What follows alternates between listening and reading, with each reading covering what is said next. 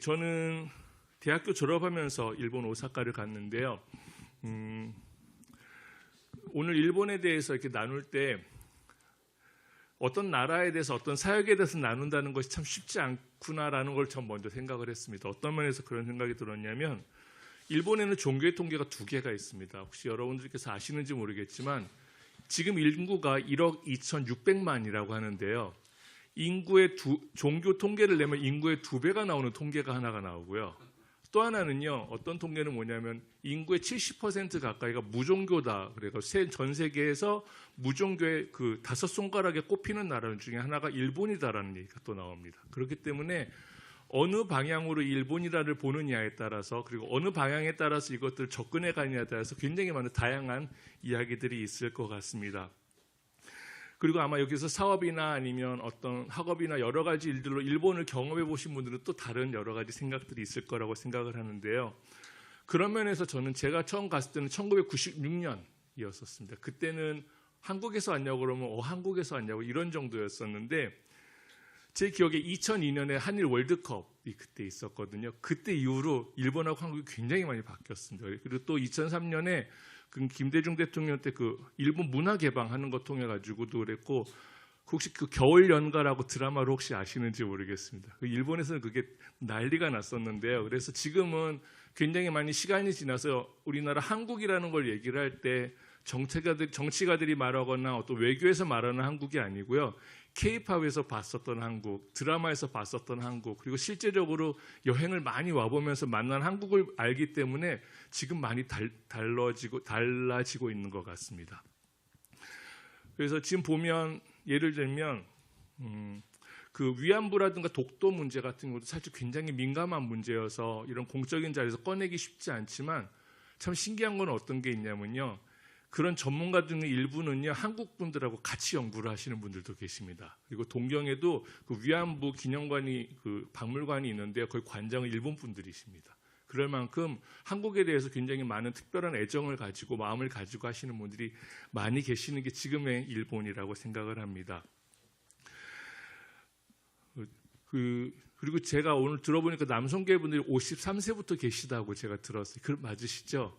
예, 아마 제가 이 교회 어렸을 때 다녔으면 저도 아마 제2 남성교회가 아니었을까라고 생각을 하면서 아까 말씀을 들었습니다. 오늘 잘 부탁드립니다.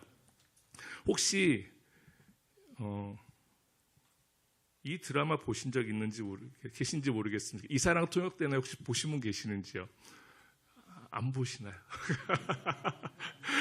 멜로물이긴 합니다. 근데 저희는 저희가 쉽게 갈 수 없는 어떤 풍경이 나오기도 하고, 그리고 저기는 사실은 커뮤니케이션, 통역, 언어 이런 거에 대해서 굉장히 많은 걸 다루고 있어서 저는 우연히 봤다가 그 부분에 대해서 관심이 있어서 계속 봤었는데요. 이 스토리가 궁금하신 분은 넷플릭스에 보시면 되고요. 이 타이틀을 가지고 제가 질문을 하나 하겠습니다. 그러면 자막이 작아서 죄송합니다만 이 사랑, 하나님의 사랑은 통역이 될까요? 어떻게 생각하십니까? 제가 작년에 그 비행기를 타고 어디를 가야 될 일이 있었는데요. 그때 그 비행기 사고가 좀 많았던 시기였었습니다. 그래서 제가 비행기에서 하늘을 이렇게 날으면서 어떤 상상을 해봤냐면 30초 후에 이 비행기가 지금 추락한다고 지금 아나운스가 뜨면 나는 어떻게 할까? 그러면 나는 아내에게는 어떤 말을 할 것인가 생각을 했을 때 제일 먼저 역시 떠오른 건 고맙다 그리고 사랑한다 이 말을 할 것 같다라는 생각을 했고요. 그럼 저희 딸들이 지금 큰아이는 결혼해서 지금 전효원 선교사님과 같이 사역하고 있고 둘째는 지금 대학원생인데요. 딸들한테는 너희들 선교사 자녀여서 너무 미안했다. 그리고 그렇지만 고맙다 사랑한다 이 얘기를 할 것 같다 생각을 했습니다. 그러면서 세 번째 질문이 떠올랐습니다. 제가 혹시 마지막으로 일본 사람들한테 마지막 한마디를 한다면 나는 뭐란 말을 할까? 어떤 말을 할까라는 생각을 해봤습니다. 여러분들이라면 어떤 말을 하시겠습니까? 어떤 말 하실까요? 이따 한번 나눠보시면 하면 좋을 것 같은데요. 저는 제일 먼저 떠올랐던 거는 저는 대학교 졸업하자마자 갔었기 때문에 어떤 사회 경험도 어떤 사역 경험도 없던 사람이었거든요. 그래서 저를 받아준 일본이라는 나라에 대해서 저는 되게 감사하다라는 생각이 들었습니다. 그래서 저를 키워준 거에 대해서 감사하다. 그리고 또 한 가지는 역시 떠오르는 거는 뭐였냐면 카미사마가 미나상오 아이시테마스 다카라 예수사마오 신지테구다사이. 하나님이 여러분들 사랑하십니다. 그러니 예수님을 믿으십시오. 역시 이 이야기를 마지막으로 외칠 것 같습니다. 그런데 너무 슬픈 거는요, 이 말이 카미사마가 미나상오 아이시테마스, 이 말이 한국어도 아니고 아랍어도 아니고 일본어인데 이 말이 일본 사람들에게는 굉장히 낯설게 들린다는 게 있습니다. 자, 이 말을 들으면 카미사마가 미나상오 아이시테마스, 그러면 그 절에서 봤던 불상이 나를 사랑한다고? 신사에서 봤었던 알지 못하는 그 신이 나를 사랑한다고? 그러면 다카라 예수사마오 신지테구다. 저 예수는 또 누구지? 일본 사람들 굉장히 대부분 사람들은 기독교를 접할 기회가 없습니다. 그리고 교회를 갈 기회도 많지 않다고 얘기를 합니다. 그래서 저희들이 전도나 선교 사역을 할 때 복음의 능력이 있습니다라고 저희들이 그 선포도 하고 고백을 하지만 그 복음이 능력되기 위해서는 하나님이 누구신지, 사랑이 뭔지, 왜 예수님이 십자가에 달리셨는지를 하나하나 저희들이 통역을 다시 해야 됩니다. 그런데 복음은 단순히 그 말을 A를 B로 번역을 해서 말하는 게 복음이 아니고 어떻게 하면 저희들 관계 속에서 그것이 느껴질 수 있느냐가 굉장히 중요해진다고 생각합니다. 일본은 지금도 여전히 부유합니다. 1988년도죠.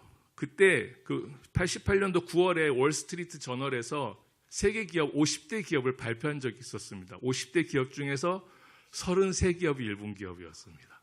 그렇지만 지금은 100기업 중에 들어가 있는 건 토요타밖에 없습니다. 자, 그럴 만큼 부유했었고 또한 일본에는 노벨상 받은 사람이 30명이 넘거든요. 자, 그렇게 똑똑한 나라가 그리고 부를 가진 나라가 아무것도 더 이상 필요하지 않을 것 같은 나라가 왜 이 복음에 대해서는 하나님에 대해서는 낯설게 느낄까?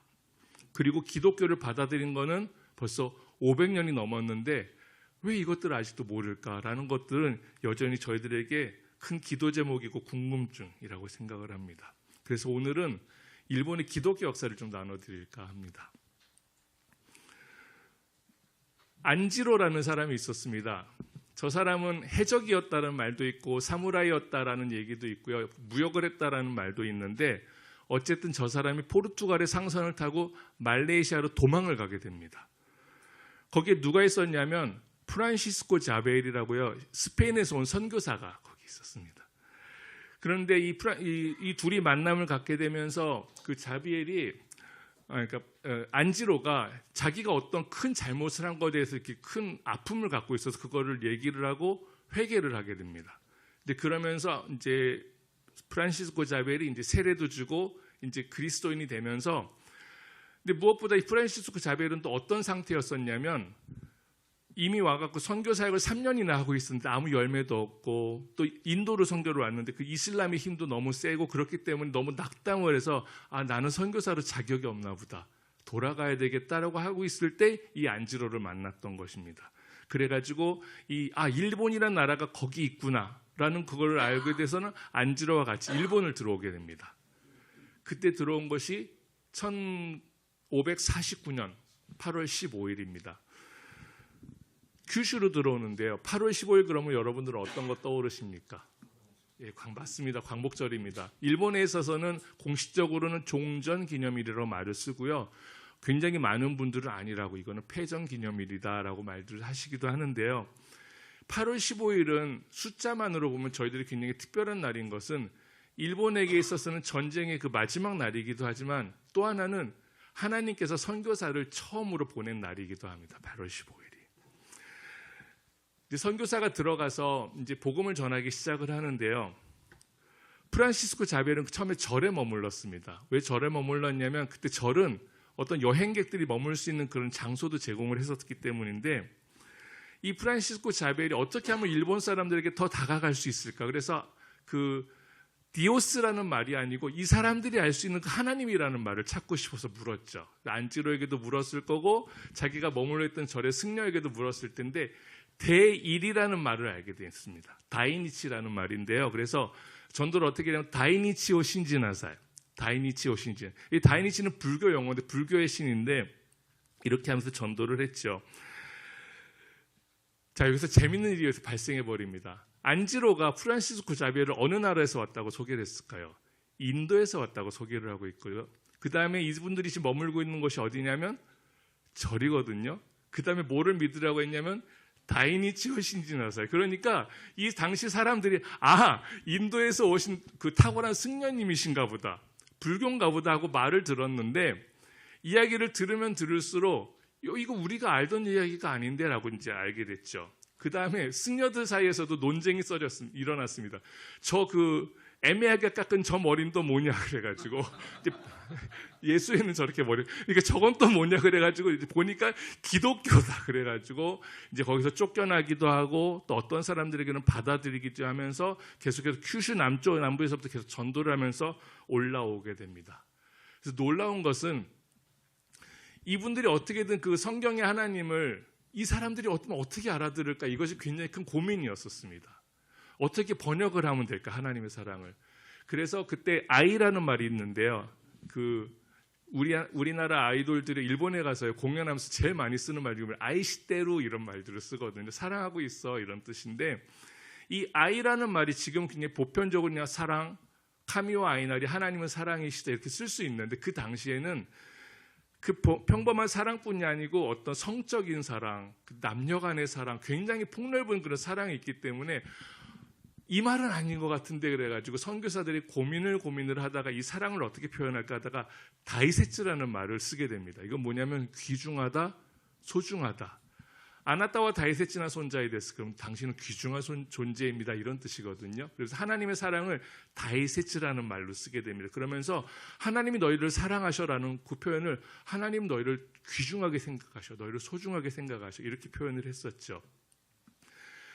드디어 이제 예배들이 드려지기 시작하고요.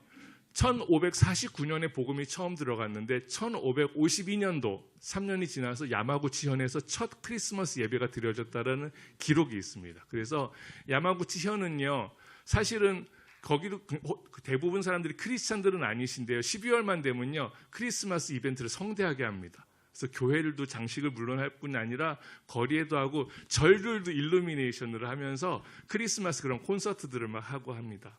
그러면서 이제 조금씩 크리스천들도 들어가기 시작했죠. 당시에 선교사들이 오면 정치 지도자들하고 관계를 맺잖아요. 그 관계는 굉장히 좋았습니다. 왜냐하면 지금까지 보지 못하던 것들을 막 가지고 들어오거든요. 예를 들면 총도 들어오지, 대포도 들어오지, 과학서적 들어오지, 지구본 같은 것도 들어오지, 그리고 카스테라 같은 것도 그때 들어오고 설탕도 처음으로 들어왔던 게 그때였었고요. 그 다음에 덴뿌라라는 말 혹시 아시는지 모르겠습니다. 예, 그 제2남 성교는 다 아시죠? 덴뿌라는 그 튀김이잖아요. 근데 덴뿌라는 말이 원래 포르투갈어인데요. 그것도 그때 들어오면서 이런 음식이 정착들을 해갔죠. 그러면서 지도자들이 도왔던 것은 이거를 자기 힘으로 삼을 수 있었기 때문에 그 선교사들을 후원을 했었습니다. 그러면서 오사카에 가보신 적 있으신 분 혹시 오사카성 보신 적 있으신지 모르겠습니다. 저 성은 어디냐면 원래는 저의 자리였었는데요. 도요토미 히데요시, 그러니까 임진왜란을 일으켰던 도요토미 히데요시가 전국을 통일하면서 거점을 삼은 곳이 오사카 성이었습니다. 그래가지고 거기에 이제 선교사들이 만나러 갔다라는 기록도 있고요. 그 시대에 이미 신학교가 시작했다라는 기록도 있습니다. 그런데 선교라는 것이 그리 순탄하지 않았습니다. 이때 그 1587년에 두 가지 사건이 있는데, 하나는 시마지 요시히사라는 사람이 큐슈를 다 정벌을 하게 됩니다. 그러면서 도요토미 히데요시랑 공격을 하려고 하죠. 근데 그거를 알고는 군대를 보내서 거기를 다 완전히 그 쑥대밭을 만듭니다. 그것이 하나 있었고, 또 하나는 근데 그게 문제였던 건 뭐냐면 큐슈 지역은 외국에서 그 상선들이 굉장히 많이 들어오는 것이었습니다. 나가사키, 후쿠오카 같은 거 혹시 가보셨는지 모르겠습니다. 그곳이 다 예전에 문물이 500년 전에 이미 들어왔던 곳인데요. 그 일들뿐이 아니고 예수의 선교사예요. 가스파르 코엘료라는 사람이 있습니다. 이 사람은 좀 강경한 사람이었습니다. 그래가지고 예를 들면 그 도요토미 히데요시가 한국하고 중국에 전쟁을 하러 간다 그랬더니 그럼 우리가 함대를 지원하겠다 막 이런 말들을 서슴지 않고 하기도 하고요. 또 어떤 일들이 있었냐면 어떤 그 상선을 가져와서 보여줬는데 그 상선에 그 대포가 있었는데 도요토미 히데요시가 이거 우리 달라. 그랬더니 이 사람이 어떻게 되냐면 이거 안 준다. 그러면서 결국은 이 예수의 선교사가 했던 게 뭐냐면 너희가 우리 말 안 들으면 우리 이걸로 어떻게 할지 모른다. 이런 압박들을 막 했었던 거죠. 그러면서 그리고 또 한 가지는 이러면서 이 상인들이 와가지고는 일본의 아이들을 노예로 갖다가 외국에 파는 일들이 발각이 다 되기 시작합니다. 그러면서 도요토미는 이 선교사를 만난 그 다음 날 선교사 추방령을 내리게 됩니다. 1549년에 복음이 들어왔다고 제가 말씀을 드렸죠. 그런데 40년도 안 된 1587년에 선교사 추방령이 나오고 박해로 일본이 전환이 되기 시작을 합니다. 그러면서 이제 막상 좀 엄격하지 않아서 그게 어쨌든 계속 진행되어 왔었는데 이때 어떤 일이 있었냐면 제가 이걸 안 보여드렸군요. 왼쪽에 그 큐슈를 정벌했던 사람이 이쪽이 선교사인데요. 이 추방령이 이렇게 내렸고요. 나가사키에서 26명이 순교하는 일이 생깁니다. 나가사키 혹시 가보신 적 있으세요? 기회가 되시면 꼭 가보시기를 추천합니다. 거기는 박해받은 사람들의 발자국이 있는 곳입니다. 거기서 이제 기독교인들을 교토에서 24명을 잡았습니다. 거기에는 선교사들도 6명 포함되어 있습니다. 인도, 멕시코, 스페인, 포르투갈 선교사도 포함되어 있는데 이 24명을 잡아서 어떻게 했냐면 거기서 이 사람들의 귀를 자르고 한겨울 1월 달에 십자가를 지고 거기서 나가사키까지 걸어가게 합니다. 그러면서 너희가 예수 그리스도를 믿으면 이렇게 된다라는 것을 본때로 보여주는 게 그 지도자들이 그때 하고 싶었던 거였는데요. 한 달을 꼬박 걸려서 나가사키까지 이동을 하는데 그 거리가 800km에서 850km 정도 된다고 얘기를 합니다.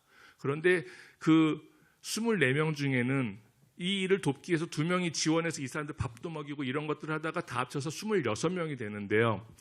이 그림을 한번 보시면 키가 좀 작은 사람들이 좀 있는 게 보이시지 않는지 모르겠습니다. 예, 맞습니다. 저 사람들은 누구냐면 12살 1명, 13살 1명, 14살이 4명입니다. 저희 교회에 그 중학생 나이 아이들입니다. 그래서 처음에는 잡혔을 때 이제 군인 이제 병사들이 너희는 애들이니까 가라 그랬는데 이 아이들이 뭐라 그러냐면 나도 크리스찬이다. 그러면서 같이 저 발걸음을 십자가를 지고 같이 했고요. 나게사키에 도착하자마자 그 영주가 보니까 너희들 어린데 왜 이러니? 그래서 너희들 예수님 모른다고 그래. 그랬더니 이 아이들의 그 대답이 명답입니다. 잠깐의 고통과 영원한 기쁨을 바꿀 수 없습니다. 라고 얘기를 했어요. 그 다음에 그 중에 한 명은 아버지가 거기 같이 계셨고요. 작은 아버지가 거기 같이 계셨습니다. 그래서 그러면서 그 아이가 아버지에게 했던 말이 아버지 천국에서 곧 만날지요 하면서 26명이 십자가에서 그렇게 죽어갔습니다. 이러면서 도요토미 히데요시 시대를 지나서 이제 도쿠가와 이에야스라는 시대로 들어가는데요. 그 에도 시대라고 저희들이 얘기를 하죠. 저희 조선 시대하고 겹치는데 에도 시대는 일본에서는 굉장히 문화의 그 융성기였었습니다. 오른쪽에 혹시 그림 보셨는지 호쿠세이라는 작가가 그린 그림이고 오른쪽 밑에는 가부키, 스모, 그 다음에 차 문화 그렇게 사람들이 이렇게 그 하레기라고 하는데요. 저렇게 떼떼옷을 입고 꽃구경을 가는 등 저런 문화들이 에도 시대에 계속 내려옵니다. 그러나 예수님을 안 믿는 사람들에게 있어서 너무너무 그 문화가 발달하는 시기였음에도 불구하고 기독교인들에게 있어서는요.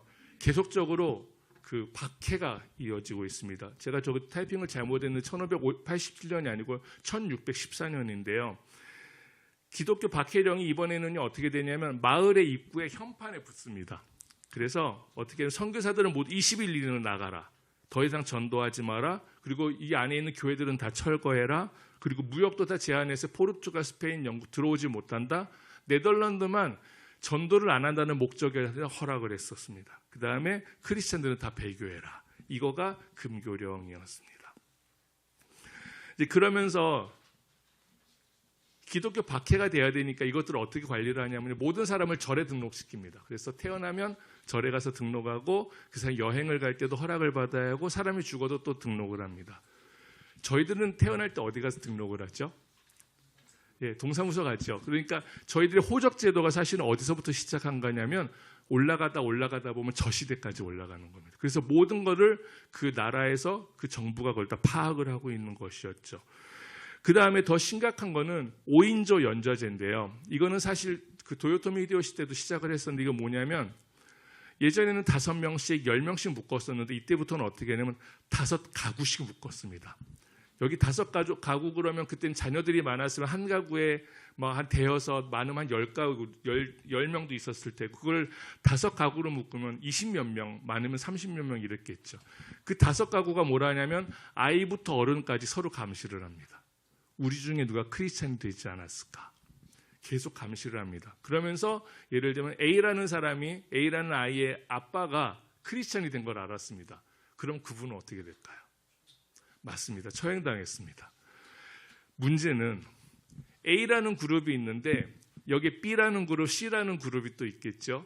그런데 A라는 그룹에서는 그 사람이 크리스찬이 된 것을 아무도 몰랐습니다. 그런데 B라는 그룹에서 그 사람을 신고했습니다. 알아보니까 그 사람은 크리스찬이었습니다. 그럼 그 사람은 당연히 처형을 당할 것이고 문제는 그 사람 외에 그 같은 그룹에 있는 나머지 사람들은 어떻게 됐을까요? 재산이 몰수되거나 그거는 그나마 나은 건데 다 같이 그 사람하고 동시에 처형을 당한 기록들이 있습니다. 이러면서 그 잡힌 사람들이 철저하게 이제 계속 관리를 하는데 후미의 제도라는 게 있습니다. 예수님의 상, 그러니까 사람들이 어떤 기념으로 가지고 있었던 예수님의 상 이거를 바닥에 놓고서는 밟아라라고 얘기를 하죠. 그래서 사람들을 다 모아놓습니다. 그래서 밟아라. 그래서 밟으면 살려주고, 근데 밟고 또 침도 뱉게 하는데 밟으면 살려주고 그냥 건너서 지나가면 처형을 당했겠죠. 근데 예를 들면 그러면서 이게 점점 더 심해지면서 어떻게까지 했냐면 예를 들면 저희 아버지는 거동을 못 하십니다. 여기 못 오십니다. 그러면 어떻게 했을까요? 저거를 집에 가져가서 아버지 발에다 대게 했었습니다. 그러면서 철저하게 이렇게 하면서 이거 이제 그럼에도 불구하고 크리스찬들이 계속해서 이제 생기니까 어떻게 하냐면 이번에는 이렇게 합니다. 매해 정초에 사람들을 그 기모노를 입고 그렇게 옷들을 입고 다 모이게 합니다. 사람들은 그게 친척을 만나러 인사하는 것도 아니고 그다음에 누군가에게 그 세배를 하러 가는 것도 아니고요. 그 사람들이 그 예쁜 옷을 입고 모이는 곳이 어디냐면 후미에를 가운데 놓고 다 모이는 것입니다. 한 명씩 밟고 지나가게 합니다. 그래서 밟고 지나간 사람 또 한 해를 무사히 살아가게 되는 거죠. 저희들이 생각을 해보면 정초가 오기 전에 크리스마스를 저희들이 지나지 않습니까? 크리스마스쯤 되면 일본 사람들 안에는 고민들을 했겠죠. 내가 저거를 밟지 않고 죽을까? 그러면 이번 크리스마스는 나에게 인생에서 마지막 크리스마스가 되는 거고, 아니면 내가 저거를 밟고 부끄럽지만 또 하늘을 내가 살아갈 것인가? 이거를 매해마다 그 사람들이 그 고민들을 했었어야 됐었습니다. 이런 후미의 제도가 그 잘 표현된 곳이 그 소설이 있는데요. 엔도 슈사쿠의 침묵이라는 소설이 있습니다. 혹시 읽어보신 분 계신지 모르겠습니다. 엔도 슈사쿠는 일본에서 국민 작가인데요. 이 사람이 30대에 나가사키를 방문하게 됩니다. 방문을 했는데 박물관에 갔더니 이 후미에가 있었습니다. 그런데 저기 잘 보니까 사람들의 발자국이 거기 남아있는 겁니다. 그러면서 이 작가가 어디에 그 좀 착목을 하게 됐냐면 저거를 밟지 않은 사람들은 그냥 그때 처형당하고 죽임을 당하고 순교를 당해서 하늘나라를 갔었을 텐데 저거를 밟았던 사람들은 그럼 어떻게 살고 있을까? 저거를 밟았던 사람들의 기분은 어땠을까? 크리스찬으로서. 그거에 대해서 고민을 하면서 쓴 소설이 침묵이라는 소설입니다. 그러면서 그 작가가 책을 쓰기 전에 이런 얘기를 하죠. 저거는 내 발자국인 것 같다라고 얘기를 합니다. 이거를 가지고 이 소설에서 어떤 내용이 나오면요. 신부가 이제 선교사가 있는데요. 마을 사람들을 다 모아놨습니다. 정부 관리가. 그래서 사람들을 막 모아놓고 이 신부에게, 이 선교사에게 그렇게 얘기를 합니다. 밟아라. 네가 밟으면 저 사람들은 다 살아난다. 그런데 네가 안 밟으면 저 사람들 다 죽는다. 이 선교사로서는 예수님, 당신을 내가 버릴 수 없습니다. 내가 이 믿음을 버릴 수 없습니다. 주님을 내가 배반할 수 없습니다. 하면서 불구하고 내가 나의 믿음을 지키기 위해서 내가 그걸 안 밟으면 이 사람들은 다 죽는 겁니다. 자기를 통해서 예수님 믿은 사람들이 죽는 겁니다. 그때 그 사람이 그 고민하면서 있는 가운데 그 사람의 마음 가운데 예수님의 음성이 들렸다고 소설에서는 얘기합니다. 후무가이 와타시 오마이다치니 후마레로 타메니 고노니 우마레 오마이다치노 이타사오 와카츠 타메니 주지카오 세웠단다. 어떤 뜻이냐면요. 예수님의 음성이 이렇게 들렸다고 합니다. 밟아도 좋다. 내 발의 아픔을 내가 제일 잘 알고 있다. 밟아도 좋다. 나는 너희들에게 밟히기 위해서 태어났고 너희들의 아픔을 위해서 내가 십자가를 졌다. 이런 음성이 들어서 울며 후미에를 밟게 됩니다. 그러면서 저기서 그 닭이 우는 소리가 들렸다라고 소설에는 써 있습니다. 이 영화는요, 그 사일런스라는 영화도 되어 있으니까 혹시 관심 있는 분들은 보시면 좋을 것 같습니다. 당시에 그러면 사람들은 어떻게 처형을 당했었을까? 저 왼쪽에 보면 그 바닷가에 사람들을 나무에 매달아 놓은 건데요. 썰물 때 매달아놓고 이제 밀물이 되면 어떻게 하냐면 물이 들어오겠죠. 그래서 아프 하다가 자 예수님 배반하겠느냐? 안 합니다. 주여 그럴 수 없습니다. 그러면 그렇게 질식해서 죽어가고요. 오른쪽 그림 같은 경우도 이거 다 그때 선교사들이 기록으로 남긴 그림들인데요. 사람을 거꾸로 매답니다. 그래가지고 저것도 몇 가지 종류가 있는데 예를 들면 그 정말 그 화장실의 그 오물통 거기다가 사람의 머리를 담갔다 뺐다 하기도 하고요. 이런 경우도 있다고 합니다. 귀에다가 바늘구멍을 하나 뚫습니다. 그러면 뒤집으면 피가 한 방울씩 떨어질 텐데 그러다 보면 하루 24시간 정도 지나면 정신이 몽롱해지다고 합니다. 그러면 그때 너 예수님 버리겠니? 그때 묻는 거죠. 그러면서 배교한 분들도 있고 어떤 분들은 그냥 그대로 죽어간 분들도 계셨지요. 이것뿐이 아니었습니다. 오른쪽 같은 경우는 머리를 잘라서 이렇게 죽였는데요. 나가사키에 가실 기회가 있으면 몸 무덤이라는 게 있습니다. 뭐냐면 당시 지도자가 그리스도인들은 부활한다더라. 이걸 알았던 것 같습니다. 그래가지고 사람의 목을 잘라서 그 목을 처음에는 마을 앞에 이렇게 한 2주 정도 소금에 절여서 놓은 다음에 너희들 예수님 믿으면 이렇게 된다. 크리스천은 이렇게 마지막이다. 이걸 보여준 다음에 어떻게 하냐면 목은 저기다 묻고 머리는 저기다 묻고 몸은 저기다 묻어넣습니다. 왜 그러냐면 부활에도 머리를 찾아갈 수 없도록 하려고 그렇게 했다고 합니다. 이렇게 사람을 매달기도 하고 화형도 굉장히 많이 했습니다. 화형 기록 중에 보면 어떤 것이 있냐면 엄마 배 위에 3살짜리 아이를 묶어서 같이 태웠다라는 기록도 남아 있습니다. 자, 이런 일들을 지나면서 일본이 이제 1800년도 말이 들어오니까 이제 서양하고 이제 교류를 좀 하고 싶어집니다. 근데 그러면서 이제 미국에서 페리 제독이 들어왔죠. 지금 미국이 이란을 공격에 들어가면서 저 장면이 자꾸 떠오르는데요. 들어가면서 강제로 개항을 하게 합니다. 그게 언제냐면 1854년입니다. 이때까지도 박해는 계속되고 있었고요. 그러면서 조금씩 개항이 되면서 선교사들이 이제 다시 들어오기 시작합니다. 그러면서 이제 개항이 되고 7년 후의 일이었었는데요. 이게 당시 풍경이라고 합니다.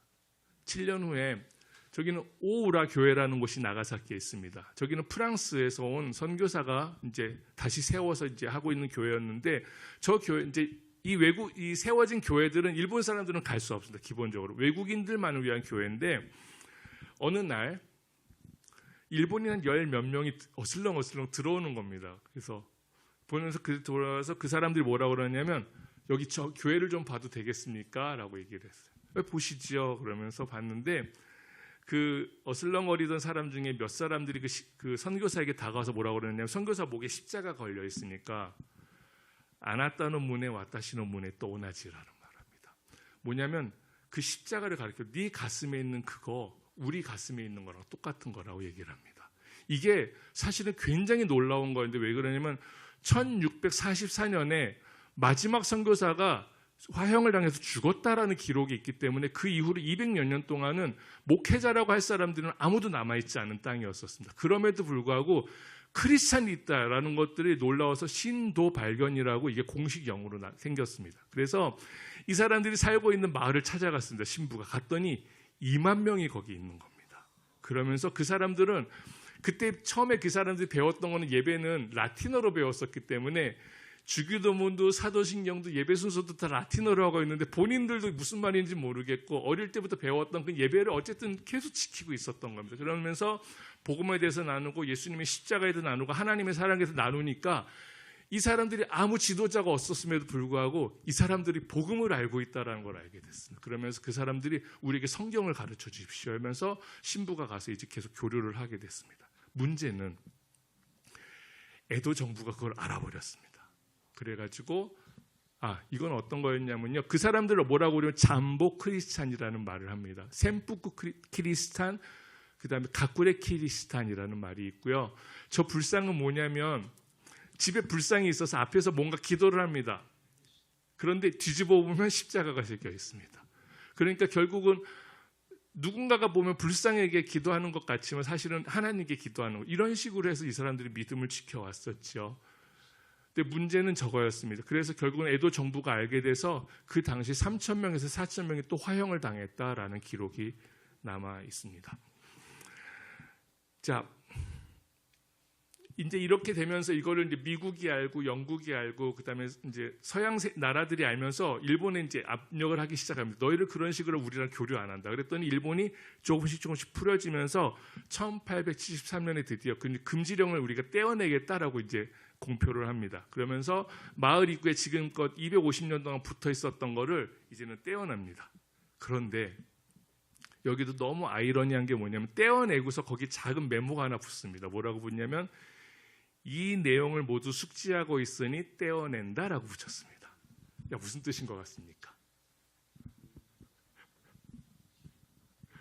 이 내용을 다 아니까 이제 그러니까 그러니까 사실은 일본의 정부가 이걸 통해서 어필하고 싶었던 거는 금지령 철폐되는 거 아니야. 철폐되는 게 아니고 단지 이거를 떼어낸다라고 얘기를 한 거였었죠. 그럼에도 불구하고 떼어냈다라는 그 사실만 가지고도 사실은 이제 선교사들이 더 물밀듯이 들어오기 시작을 합니다. 자, 그러면서 이제 나중에 이제 법률로서 헌법으로서 이제 신앙의 자유가 허락되는데 그때는요 이 박해가 시작되고서부터 300년이 지난 때였습니다. 자, 왜 지도자들은 이렇게까지 핍박을 했을까요? 자기 나라 사람인데. 박해를 받은 사람들은 너무 무서웠을 것입니다. 내가 예수님을 믿는다는 것은 목숨을 걸고 믿어야 되는 겁니다. 그리고 우리 아들이 아버지 나 교회 가기로 했어요. 이거는요 청천벽력과 같은 말들이었을 것입니다. 그럴 만큼 큰 두려움인데 또 하나 문제는 지도자들도 역시 두려웠었던 것 같습니다. 뭐냐면 당시에 서양 열강이 들어오면서 일본이라는 나라도 식민지가 될지 모르겠다. 그 사람들 나름대로는 지도자였기 때문에 그런 책임감은 있었겠지만 그런 두려움도 있었고 또 하나는 기독교가 가지고 있는 어떤 평등 사상, 모든 사람은 하나님 앞에서 존귀하다 이런 것들을 통해서 그러면 자기가 지금까지 가져왔던 지위 그런 것들은 어떻게 될 것인가 이런 것들을 고민을 했었겠죠. 그래서 일본은 이런 긴 역사를 통해서 기독교인이건 기독교인이 아니건 평민이건 지도자이건 간에 그 사람들의 마음과는 한 가지 굉장히 중요한 정서가 남았다고 봅니다. 그것은 두려움이라고 생각을 합니다. 자, 그러면 이 300년의 박해를 지나면서 이 사람들 관계는 과연 어땠을까요? 사람들은 늘 감시합니다. 옆집 아저씨가 나를 감시하고 옆집 아주머니가 나를 감시하고 나는 크리스찬이 아니도 감시를 당해야 되고 친구가 아니고 이웃이 아니고 그리고 그다음에 기독교인이 된다라는 거는 나 곧 죽겠습니다라는 것 같습니다. 그리고 매해마다 내가 크리스찬인지 아닌지를 증명을 했어야 됐었고 그거를 매해 밟았던 사람들 얼마나 큰 하나님 앞에서 부끄러움을 가지고 믿음 생활을 했었을까라고 생각을 하게 됩니다. 그러면서 일본에 남아있는 것은 집단 트라우마 같은 것이 아닐까라는 생각을 합니다. 기독교 박해로 인해서입니다. 자, 이게 얼마나 큰 두려움이었을까. 나는 기독교인이 아닌데도 늘 긴장을 해야 되고 또한 기독교인이면 당연히 그런 긴장 속에 살아가야 하는데 이것이 어느 정도인가라고 생각을 할 때 그냥 떠오른 것이 하나 있었습니다. 저와 세대가 비슷하신 분들이 계시니 아마 기억하시는지 모르겠지만 1993년에 저희들이 한국하고 일본하고 그 월드컵 예선을 하다가 저희가 이긴 시합이 한 번 있었습니다. 그래서 전반에 저희들이 2골을 넣고 이제 한국이 이긴다 했더니 후반에 일본이 2골을 넣고 2대2로 됐다가 마지막에 황선홍이 페널티킥을 얻어가지고 30초 만에 얻어서 저희가 이겨서 그래서 월드컵에 저희들이 진출했던 때가 한 번 있었습니다. 별 기억 안 나시나 봐요. 괜찮습니다. 기억 안 하셔도 괜찮습니다. 그게 중요한 게 아닙니다. 저는 그날 제가 군대에 있었는데요. 제가 그날의 그 감격을 잊지 못. 이거는 일기로 남겨야 된다 그래가지고 제가 이제 그 어둠 속에서 이렇게 일기를 막 쓰고 있는데 야, 이겼다, 신난다, 막 그렇게 하고 있는데 제 머릿속에 한 가지 생각이 확 지나가서 뭐였냐면 나는 왜 일본을 이겨야 된다고 생각을 했었을까? 근데 두 번째 질문이 저를 너무 당황하게 했어요. 두 번째 질문은 뭐였냐면 혹시 하나님이 나보고 일본에 선거사로 가라면 어떡할까? 저는요 이 축구 하나도 이기지 않으면 이렇게 이겨야만 한다고 생각하는데 저 같은 사람이 전 선교사로 못 간다고 그때 썼던 기억이 있습니다. 생각해 보면 저는 이제 우선 일본의 그 강점기 때문에 어려움을 당하신 분들이 저희 주변에 굉장히 많으십니다. 정말 많으십니다. 그런데 저는 돌아보면 저희 친척이나 저희 어르신 중에는 그런 분이 한 분도 안 계셨습니다. 그럼에도 불구하고 제 안에는 일본이라는 나라는 또 다른 나라와 다른 각별한 어떤 그런 불편한 마음이 제 안에 있었던 것 같습니다. 이건 아마 저희 한국 사람들 안에 특히 더 예전 분들 안에는 좀 DNA에 새겨진 것 같은 감각이 아닐까 생각을 합니다. 일본 하면 딱 떠오르는 그런 어떤 것들. 그런 의미에서 일본인들에게 있어서는 기독교 하면 떠오르는 어떤 두려움. 그게 뭐지? 안 될 것 같은데 위험할 것 같은데 하는 그런 두려움들이 이들 안에 있지 않는가. 일본에 여행을 가보셨던 분들 좀 기억을 떠올리시면 좋을 것 같은데요. 일본 사람들 저희들이 친절하다고 얘기를 하죠. 남에게 배려를 잘한다라고 얘기를 합니다. 실제로 그렇습니다. 그런데 또 그렇게 친절한 사람들이 조금만 다른 행동을 하는 사람에 대해서는 견디지를 못해합니다. 그러면서 배제시키고 합니다. 일본 사람들 안에는 어떤 순수한 동기, 이런 어떤 배려, 이거는 정말 하나님이 주신 은사라고 생각할 만큼 그런 깊은 따뜻함이 있는데요. 그 다음에 어떤 조화, 배려, 절제, 질서, 다른 사람을 생각하는 마음들은 다른 나라와는 각별한 그런 마음들이 있는 것 같습니다. 그럼에도 불구하고 이런 오랜 박해를 통해서 늘 사람들을 관찰해야 했고 관찰을 당해야 했었던 그런 시간들이 이들 안에 있었기 때문에 일본 사람들을 저희들이 이해할 때는 두려움이라는 단어를 좀 떠올리시면 좋을 것 같습니다.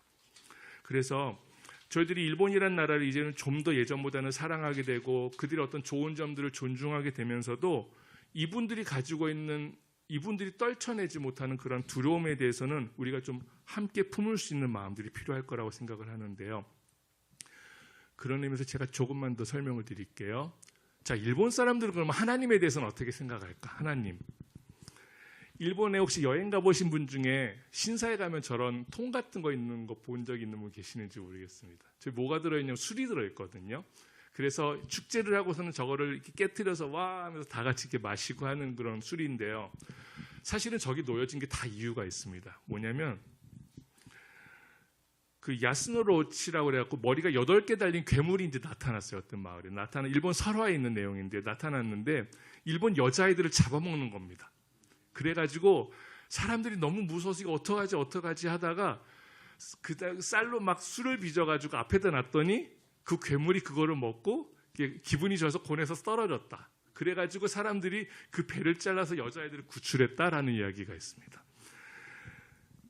이 자기네들이 어떻게 할 수 없는 어떤 괴물은 사실은 일본에 굉장히 많은 그 재해들 그리고 이 사람들이 뭐 어떻게 할 수 없는 그런 것들을 그런 어떤 신에 대한 두려움을 사실 나타내는 상징인데요.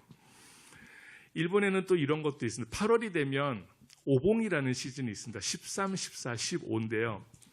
우리나라 추석과 같다고 생각을 하시면 됩니다. 이때 뭐를 하면 13일이 되면 조상신을 모시는 제사를 드립니다. 그래서 제사를 드려서 여기 있는 거 마음껏 드십시오 한 다음에 15일이 되면 또 뭐를 하게 해요? 15일이 되면 조심해서 돌아가시라고 제사를 드립니다. 자, 내가 인생에 있어서 어떤 신이라는 존재가 필요하다, 내가 어떤 도움이 필요하다 하면 신이 내 옆에 있으면 될 텐데 일본 사람들이 굉장히 많은 분들이 가지고 계신 그 신이라는 감각은 두려움이기 때문에 무서운 거기 때문에 이 무서운 신이 나랑 같이 있는다라는 거는 영 불편한 겁니다. 그렇기 때문에 기독교에서 말하는 임마누엘의 하나님, 우리와 함께 하신 하나님, 사랑의 하나님, 그런 것들은 이분들에게 있어서는 쉽게 이해될 수 없는 그런 말들이지요. 전에 이런 이야기를 들은 적이 있습니다. 저희 전도행에서 방문했던 교회 집사님으로부터 들었는데요. 이제 세례 받으셨던 이야기를 간증을 해주셨습니다. 그래서 자기가 예수님을 믿게 된 게 너무 좋아가지고 이제 동네 사람들에게도 간증을 나 교회 다니기로 했어, 나 이제 세례 받았어. 그랬더니 동네 사람들이 하는 말이 요즘 좀 어려운 일이 있으셨나요? 이렇게 물었다고 합니다. 뭐냐면 그러니까 이 사람들 안에는 어려운 일이기 때문에 신을 믿는다. 그렇기 때문에 신이 필요하다라는 그런 감각이 있습니다. 그래서 다시 오늘 큰 타이틀로 다시 한번 돌아온다면 복음이라는 것, 하나님이 우리를 사랑하신다, 예수님이 당신을 십자가를 지셨다라는 이 말은, 이 말 자체는 너무너무 그 힘 있는 말씀이고 생명의 말씀이지만 이 말이 이해되기 위해서는 더 많은 시간들이 필요합니다. 자, 그러면 일본 사람들이 생각하는 교회란 어떨까요? 그러면 예를 들어서 혹시 죄송하지만 실례지만 성함을 제가 여쭤도 되겠습니까? 최창환 집사님. 제가 최창환 집사님께 그럼 오늘 저희 모임 끝나고 저랑 야오야상을 같이 가실까요? 그럼 뭐라고 하시겠어요? 야오야상을 같이 가실까요? 그러면 야오야상이요. 예, 그렇죠. 감사합니다. 좋은 대답을 해주셔서 감사합니다. 야오야상은 어떤 뜻이냐면 야채 가게라는 뜻이거든요. 저희가 자 그러면 제가 다시 여쭐게요. 저랑 야오야상 같이 가실래요? 시간 없으면 안 가신다고 하면 되잖아요. 그렇죠? 예, 감사합니다. 자, 야오야상이라는 말을 아는 순간에 갈지 안 갈지를 결정을 하면 되는데요. 일본 사람들에게서는 교회라는 말을 들으면 갈지 안 갈지 이전에 거기가 어디지라고 먼저 생각을 하는 겁니다. 자, 제일 먼저는 거기 어디예요? 라고 떠오르실 거고요. 두 번째는 이거입니다. 일본에 어떤 말이냐면 태어나면 신사에 가고 결혼식은 교회에서 하고 장례는 불교식으로 한다라는 말이 있는데요. 실제적으로 이제 앞으로도 또 여행을 가보시면 대형 호텔들을 좀 한번 들어가 보시면 좋을 것 같아요. 들어가 보시면 저렇게 예쁜 예배당이 꾸며져 있는 걸 보게 됩니다. 저게 왜 됐냐면 이제 일본 이제 서양 문물들이 막 들어오기 시작하고 교회들이 세워지면서 당시에 일본의 지식인들 아니면 어떤 재정적으로 넉넉했던 사람들은 교회에서 결혼식을 하는 것이 신식으로 한다라는 그런 감각이 있었습니다. 그래가지고 그때부터 계속해서 되면서 교회에서 예배를 드리기 시작을 하는데 아예 일본의 대형 호텔들이 예배당을 안에 꾸미기 시작했습니다. 그래서 지금에는 그 결혼식의 5분의 3 정도는 60%, 70%는 교회에서 결혼식을 합니다. 실제로 가보면 죄짐 맡은 우리 구주 이런 찬양도 부르고요. 나 같은 죄인 살리신 이런 찬양들 부릅니다. 저희들이 전도를 하다 보면 이렇게 이런 노래들을 아는 사람들을 가끔 만나기도 합니다. 자,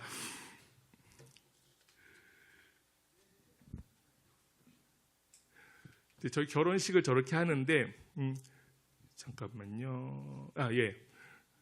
근데 저기 가면 이제 목사님들이 필요하잖아요. 주례를 해야 되잖아요. 그럼 누가 하느냐 그러면요. 정식으로 신학교를 가시거나 아니면 목사 안수를 받은 그런 분들이 아니고요. 유학생들, 그러니까 일단은 외국인이면 됩니다.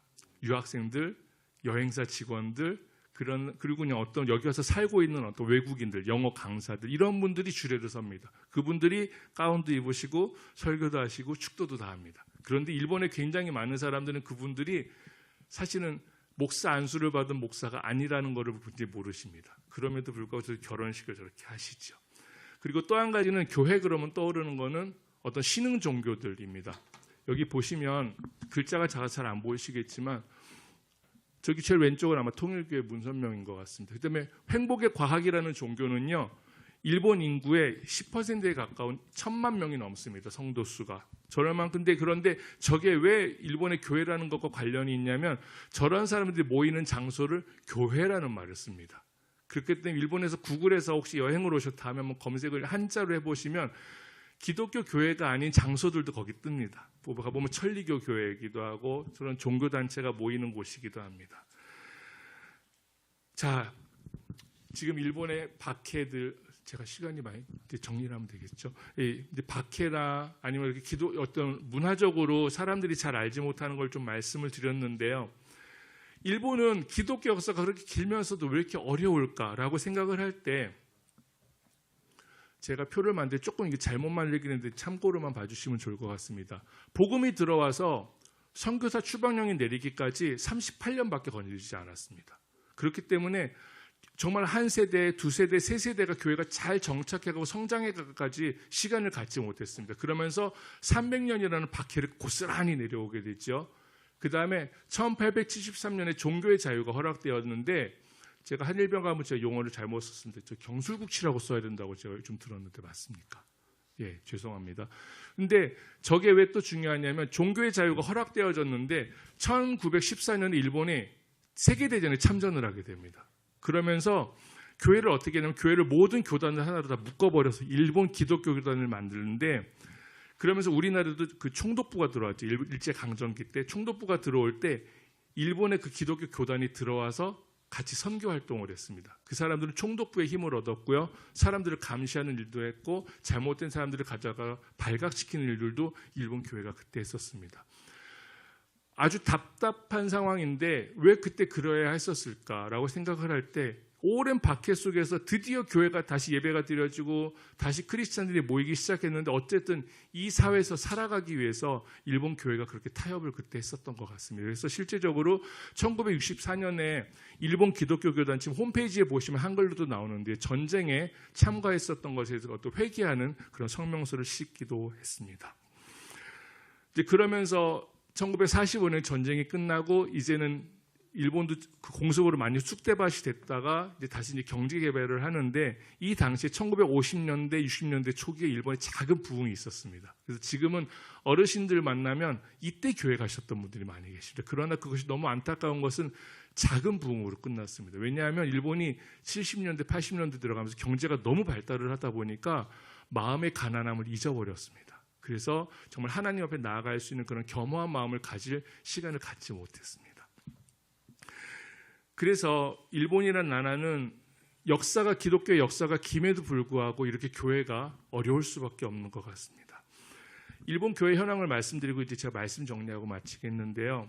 일본 교회는 전국에 9,000개 정도가 있다라고 얘기를 합니다. 여러 통계가 있지만 9,000개로 기억을 하시면 좋을 것 같은데 인구로 치면 0.4%에서 많아도 1%는 안 된다고 얘기를 합니다.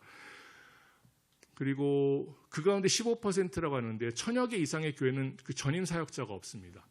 그래서 저도 지금 신학대학원을 지금 다니고 있는데요. 오게 된 이유 중에 하나가 그 선교단체에서 계속 사역하면서 굉장히 많은 것들 배우고 경험하고 또 훈련받으면서 해왔는데 주변을 보니까 그 목회자가 없어서 문을 닫는 교회들을 보게 되었습니다. 그러면서 늦었지만 지금이라도 신학 공부를 해서 다시 돌아갈 수 있으면 하는 마음에 지금 와서 지금 대학원 저도 2학년 지금 다니고 있습니다. 그 저희 동기 중에는 2003년생도 계시고 60대 분 어르신도 계십니다.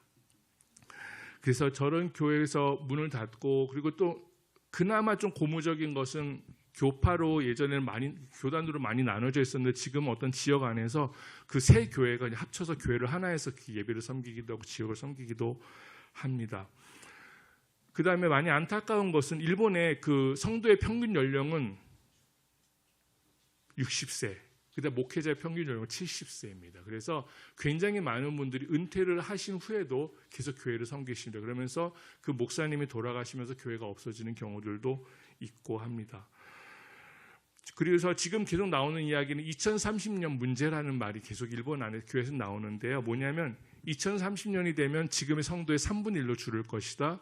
교회는 반으로 줄을 것이다 라는 얘기가 나옵니다. 그럼에도 불구하고 일본은 여전히 신학교는 학생들이 없습니다. 일본에서 기도하면 많이 안타깝고 하나님이 얼마나 급하셨으면 나 같은 사람을 다 부르셨을까 하는 생각들을 늘 하게 됩니다. 그러면서 저 숫자를 9,000개밖에 없는데 저희가 아마 저희 총회 교회가 9,000개가 넘는 걸로 제가 알고 있습니다. 목회자는 아마 2만 명 정도 계시는 걸로 제가 알고 있습니다. 9,000개밖에 없는데요. 그러면서 기도하다 보면 어떤 마음이 드냐면 그래도 9,000개는 있지 않는가. 그리고 제가 얼마 전에 그 저희 신대원 동기들하고 카자흐스탄에 전도여행을 갔다 왔는데요. 거기는 저희보다 더 어려운 곳이었습니다. 그러면서 떠올랐던 건 뭐냐면 일본에서는 그래도 지금은 전도한다고 죽이지는 않지 않는가. 성경책 일반 서점가도 살 수 있거든요. 그리고 일본에 가면 교회가 없다라고 많이들 말씀을 하시지만 구석구석 찾으다 보면 또 교회가 다 있습니다. 그러면서 아직도 하나님께서 일본이라는 나라에 소망을 갖고 계신 거에 대해서 굉장히 많이 묵상을 하게 됩니다. 오늘은 그 기독교 박해 얘기도 많이 말씀을 드렸는데요. 배교라는 말, 일본에서는요 그 하나님께 등을 지었다 해서 배교 아니면 포기했다 키쿄 이런 말도 쓰는데 또 하나는 코로부라는 말이 있습니다. 혹시 일본어 아시는 분들은 저 단어를 아실지 모르겠는데 코로부는 어떤 뜻이냐면 길을 가다가 발이 어디에 걸려서 넘어진 거를 말하는 겁니다. 코로부. 저 단어를 계속 생각하다가 묵상하다가 하나님이 주신 은혜가 있었습니다. 뭐였냐면 자, 저희가 길을 가다가 충무로에서 넘어졌습니다. 그 다음은 어떻게 하면 되죠? 저희가요? 일어나면 됩니다. 일본에 굉장히 많은 사람들은 이런 박해를 통해서 믿음을 잃었을 수도 있고 이렇게 고통 가운데 있었을지도 모르겠지만 하나님께서 저 코로부라는 단어를 남겨두신 거는 일본은 넘어질 수도 있었고 그렇게 연약할 수도 있었지만 일어날 수 있는 찬스를 아직 하나님께서 일본 안에 허락하신 것이 아닌가라는 생각을 하게 됩니다. 자, 몇 번이고 넘어지고 또 나라 전체가 기독교가 때로는 그런 큰 타락 가운데서 하나님 앞에서 그런 시간들을 보냈기도 했지만 복음 안에서 일본이라는 나라가 다시 일어날 수 있도록 사람을 죽여서 총을 들었던 일본이죠. 이제는 복음을 들고 일어설 수 있도록. 그렇기 때문에 일본이란 나라는 저희들이 사랑하기 너무너무 어려운 나라이지만 여러분들께서 계속 사랑으로 품으셨으면 너무 좋겠습니다. 그리고 제가 다시 한번 이 자리를 빌어서 감사드리고 싶은 거는 2024년에도 전도행을 와주셨다는 분들 계시고 또 그전에도 굉장히 오랫동안 성가대에서도 일본에 계속 전도행을 와주셨다는 말씀 들었습니다. 너무 다시 한번 감사를 드립니다. 오늘 찬양을 해주실 때 그 성령이 오셨네 그 찬양해 주셨잖아요. 사실은 그 말씀도 제가 마지막으로 하고 싶었던 말씀인데 사도행전 2장을 보면 그 유대인들이 막 모였는데 자기 나라 언어로 그러니까 이 사람들은 다 흩어진 사람들이니까 자기 나라 언어로 이 제자들이 기도하고 있는 게 들리는 겁니다. 이 제자들은 당연히 원래 그 언어를 할 수 없는 사람들임에도 불구하고 성령에 충만케 되니까 방언으로 기도를 하고 있었고 그거를 이 사람들이 그걸 들렸죠. 그 다음에 베드로가 설교를 하고 3,000명이 예수님을 믿었어요. 세례를 받았습니다. 아, 내가 먼저 성령 충만해야 되겠구나. 그러면 내가 하는 말이 이 사람들에게 들리겠구나 라는 생각을 하게 됐습니다. 자, 오늘 처음에 했었던 질문 다시 한번 하겠습니다. 자, 하나님의 사랑이 통역될까요? 통역됩니다. 카민사마가 미나상오 아이시테마스 이 말은 무슨 말인지 이 사람들이 금세는 알아주지 못하겠지만 내 삶이 변화된다면 그리고 내 눈빛이 그들을 향한 내 눈빛이 좀 더 따뜻할 수 있다면 그 내 미소가 그들에게 있어서 좀 더 따뜻할 수 있다면 일본 교회를 혹시 방문했을 때 정말 전심으로 그분들에서 같이 눈물로 기도할 수 있다면 거리에서 전도할 때 말은 통하지 않지만 따뜻하게 전도지 한 장이라도 줄 수 있다면 이거는 결국 하나님께서 역사하시는 거라고 믿습니다. 오늘 읽었던 말씀 마지막 읽고 마치겠습니다. 요한일서 4장 18절입니다. 사랑 안에는 여기 주셨군요. 감사합니다. 사랑 안에는 두려움이 없고 온전한 사랑이 두려움을 내어쫓는다라고 하십니다. 오늘은 그 두려움이라는 키워드로 말씀을 드렸는데요. 이 일본 사람들이 나를 어떻게 볼까? 그리고 나는 무의식 중에 늘 사람들을 관찰하고 있는 나를 볼 때 정말 진정으로 그 하나님의 사랑을 할 때 이 하나님에 대한 잘못된 두려움으로부터도 자유케 될 것이고 사람들의 시선으로부터도 자유케 될 것이고 그 사람들이 온전하게 정말 하나님께서 그들을 만드신 그 모습 그대로 정말 온전한 자유 가운데 기쁨 가운데 살아갈 수 있으리라고 믿습니다. 선교에 대해서 일본에 대해서 경청해 주셔서 다시 한번 감사드립니다.